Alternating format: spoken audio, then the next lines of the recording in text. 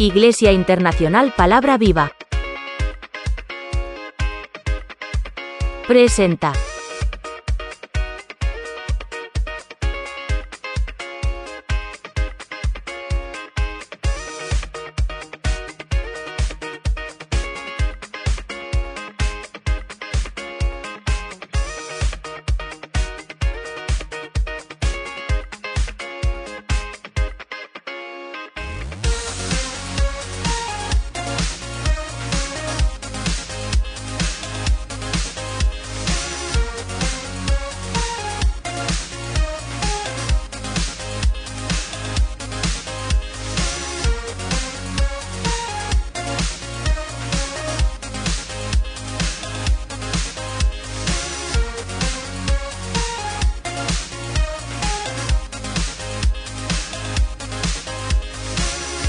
Dios les bendiga.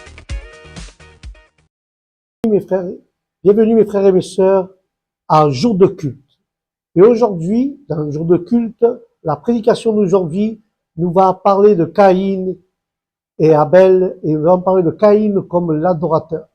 Et nous savons, frères et sœurs, que Caïn était l'acteur principal de ce chapitre, et de son caractère et de sa conduite sont révélés sous 4 abcès différents. Alléluia.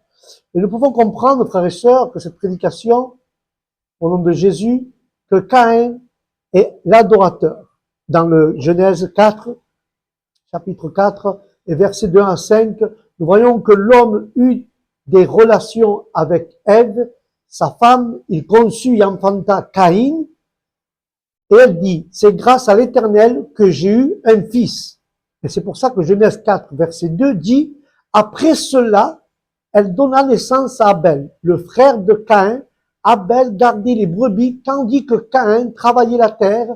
Après cela, Caïn apporta à l'Éternel une offrande des fruits de la terre, et Abel apporta aussi à l'Éternel les meilleurs de son troupeau, les premiers-nés avec leur graisse, car l'Éternel porta un regard favorable sur Abel et son offrande. Mais il ne porta pas un regard favorable sur Caïn et son offrande. C'est pourquoi Caïn se mit en colère en marchant la tête baissée.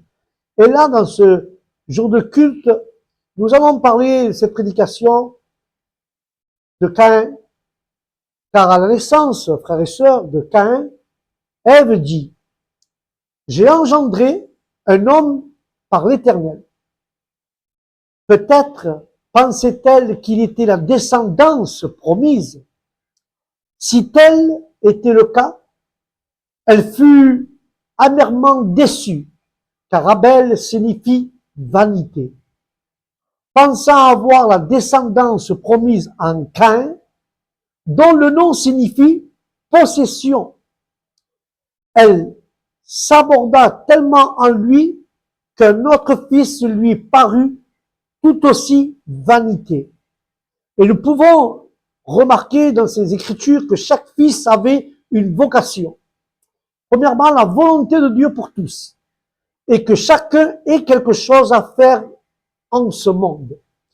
Et les parents devraient élever leur enfant au travail. Donnez-leur une Bible et une vocation. Dit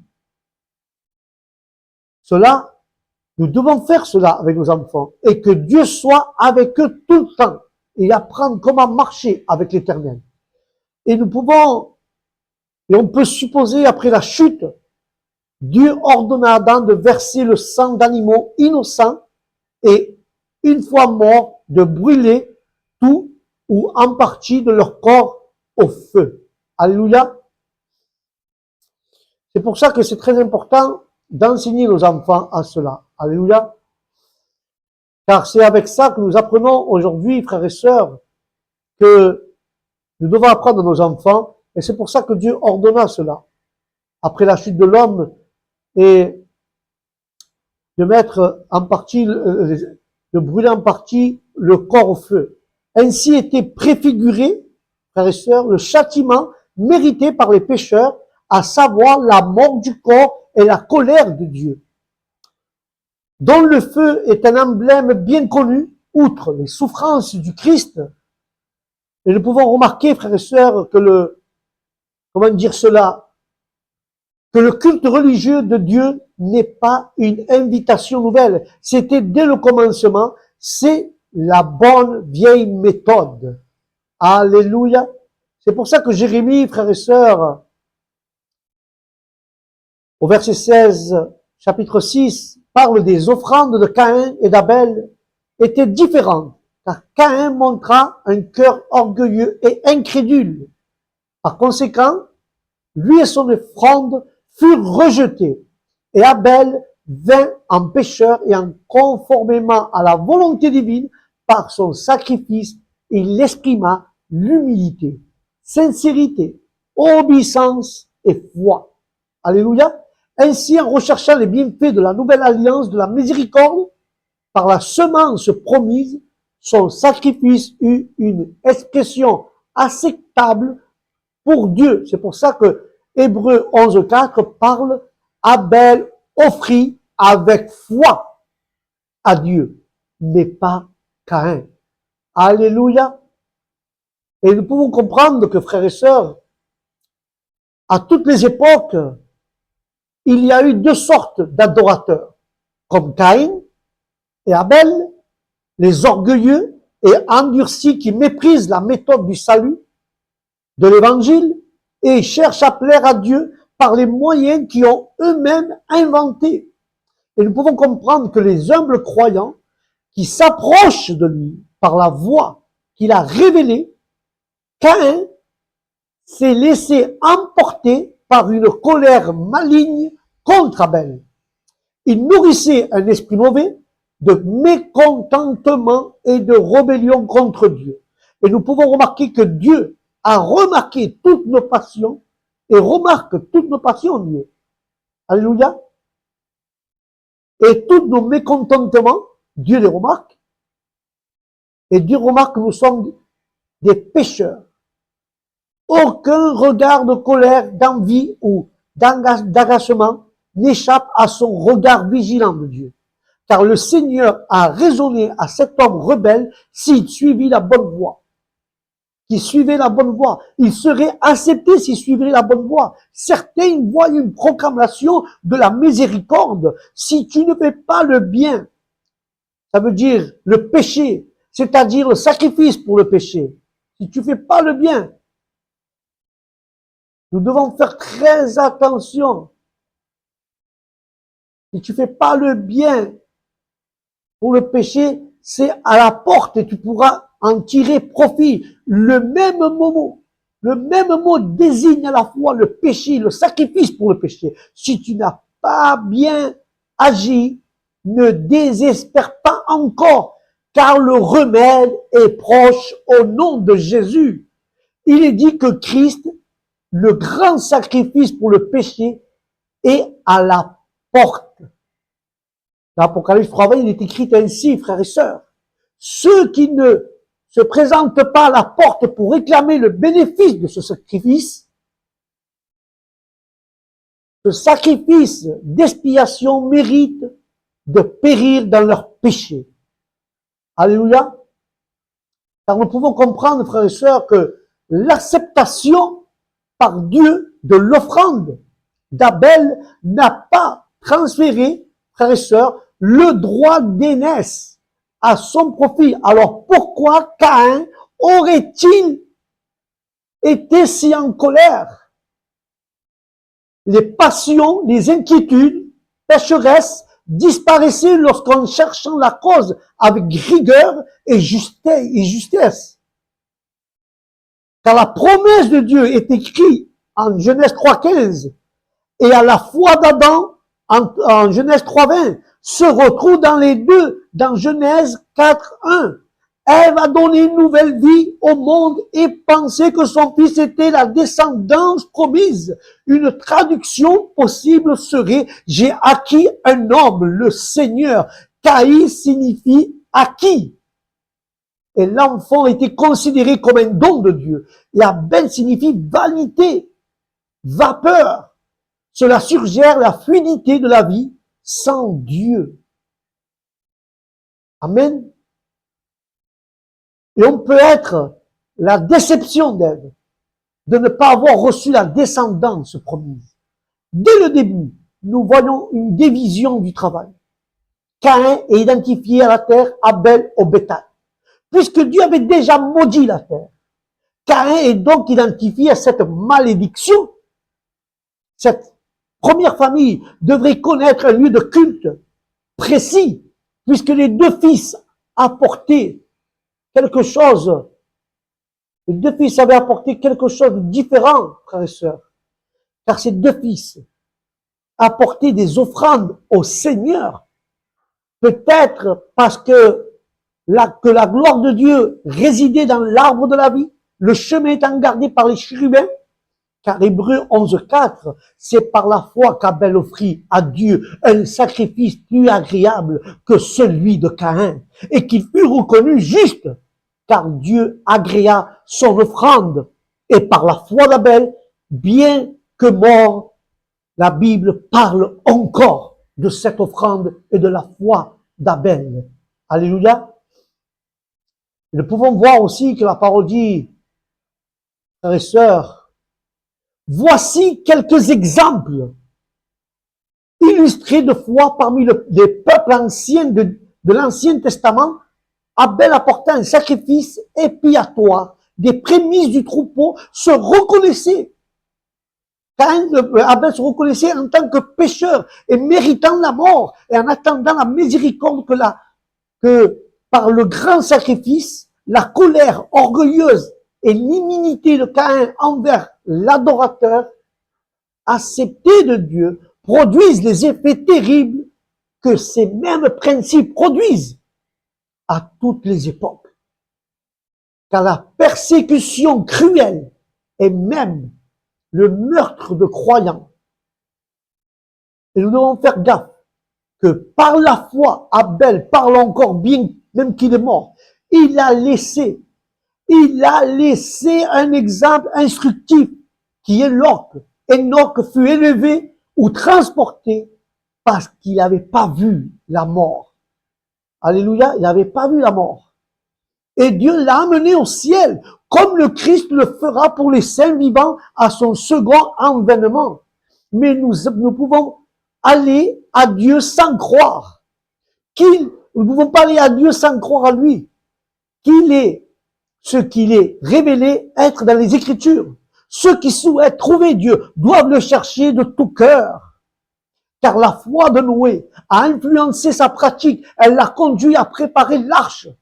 Car sa foi a condamné l'incrédulité des autres, et son obéissance a condamné leur mépris et leur rébellion. Les bons exemples, frères et sœurs, convertissent les pécheurs ou les condamnent. Cela montre, frères et sœurs, comment les croyants avertis par Dieu doivent fuir la colère à venir, sont poussés par la peur à se réfugier en Christ Jésus. Alléluia. Alléluia. Nous devons nous réfugier en Christ Jésus, frères et sœurs. Amen. Et à devenir, frères et sœurs, nous devons devenir les héritiers de la justice de la foi. Comme l'indique qu'Abel apporta son offrande par la foi. Et dans Romains 10, il n'y a pas de Dieu plus bon pour les Juifs, ni de Dieu moins bon pour les païens.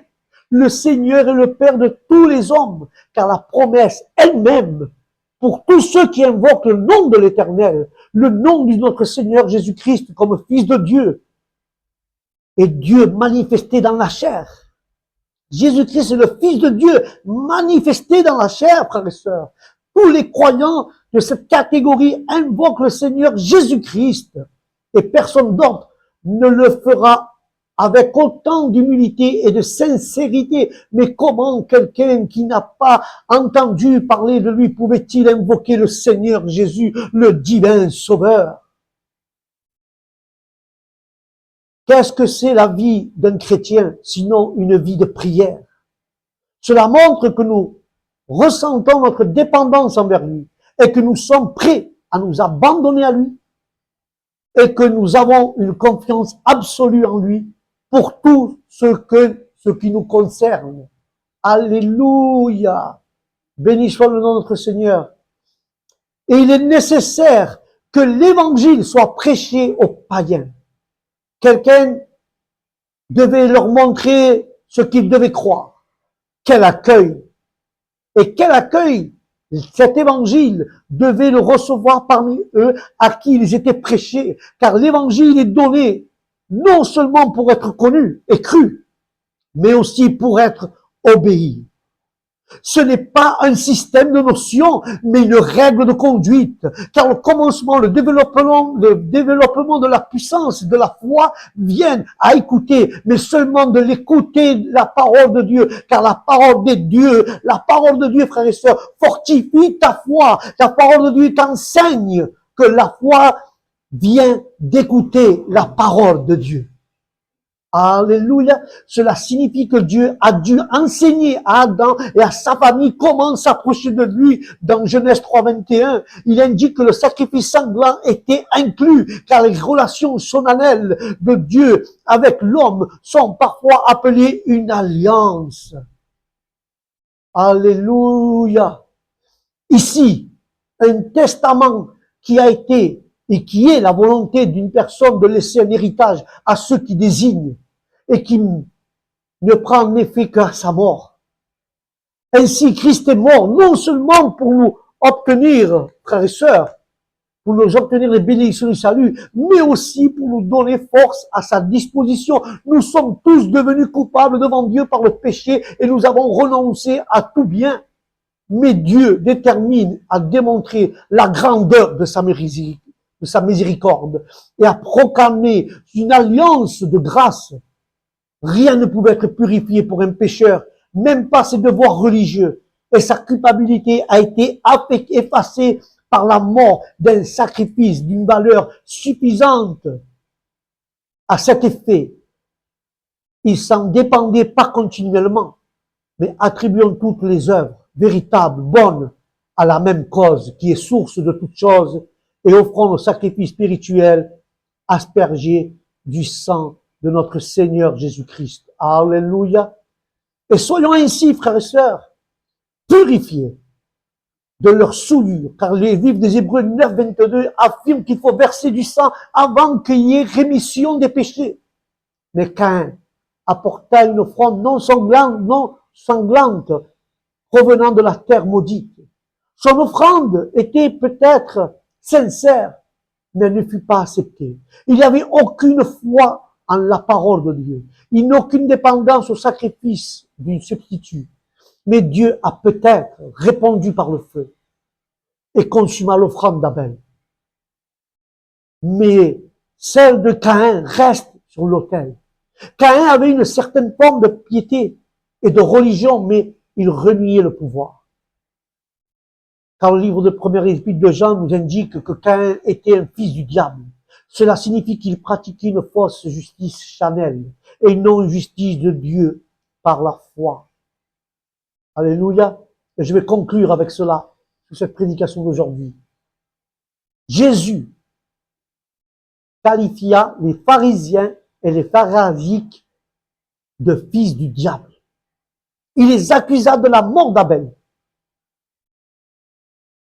Le livre de Judée parle de la voie de Caïn, qui est le chemin de la religion sans effusion de sang. Une religion fondée sur des bonnes œuvres religieuses et de leur propre justice. Il n'existe que deux religions dans ce monde. Dans ce monde aujourd'hui, il n'existe que deux religions. Celle d'Abel qui repose sur le sang de notre Seigneur Jésus-Christ et sur son œuvre achevée sur la croix, et celle de Caïn qui repose sur les bonnes œuvres, une religion qui plaît aux hommes mais pas à Dieu. Une mène au ciel auprès de notre Seigneur Jésus-Christ et l'autre nous mène à l'enfer. Alors, qui es-tu? Tu es Abel ou tu es Caïn? Si tu es Abel, alors tu te reposes sur le sang de notre Seigneur Jésus-Christ et sur l'œuvre achevée sur la croix. Mais si tu es un Caïn, tu vas te reposer sur des bonnes œuvres des bonnes œuvres, une religion qui plaît aux hommes mais pas à Dieu, et ça va t'amener à l'enfer. Voilà mes frères et mes sœurs, c'était la prédication d'aujourd'hui sur Abel et Caïn. J'espère que ça vous a ouvert votre esprit. Et je vous dis aux prochaines émissions, jour de culte, que Dieu vous bénisse, que la bénédiction de Dieu soit avec vous et votre famille, que le Saint-Esprit vous accompagne où ce que vous allez. Et je vous dis aux prochaines prédications, jour de culte, sur notre programme. Que Dieu vous bénisse. Shalom. Iglesia Internacional Palabra Viva. Presenta.